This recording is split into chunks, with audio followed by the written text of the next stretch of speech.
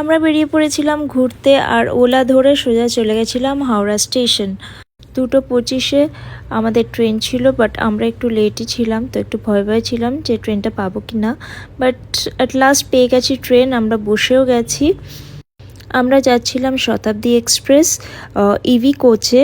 Train on টাইমই ছিল, একদম 2:25-এই ছেড়েছিল। আমাদের ফুড ইনক্লুডেড ছিল, তাই ফার্স্টেই দিয়েছিল একটা জলের বোতল, তারপর ওরা দিল বিকেলে স্ন্যাক্স, আর স্ন্যাক্সের মধ্যে এগুলো ছিল, আর তার সাথে ছিল গরম গরম চা। বেশ অনেকদিন পরেই ট্রেন জার্নি করছি। ট্রেন জার্নি করতে আমার খুবই ভালো লাগে। আর কিছুক্ষণ পরেই চলে এসেছিল স্যুপ। এই স্যুপটা জাস্ট দারুণ খেতে ছিল।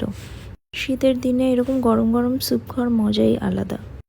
কিছুক্ষণ পরেই আমরা পৌঁছে গেছিলাম মালদা, আর মালদা স্টেশনে নেবেই ওই দেখো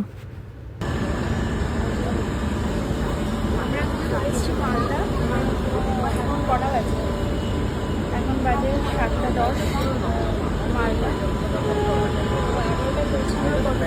11টায় পৌঁছানোর কথা। এখনো আমার ট্রেনের টাইমিং আছে।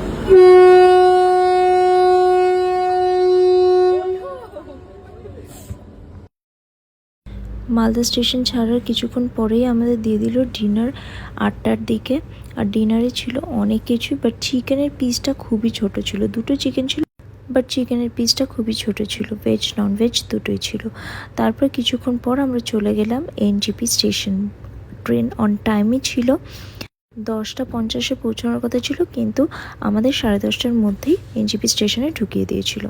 এনজেপি স্টেশন থেকে আমরা গাড়ি বুক করে 350 টাকা দিয়ে পৌঁছালাম অটোগ্রাফ ইনে। আজকে আমরা এখানেই স্টে করব, আর এটা ছিল আমাদের রুমটা ছোটোর মধ্যে খুবই ভালো ছিল। রুমের বাইরে থেকে এই মন্দিরটা দেখা যাচ্ছিল।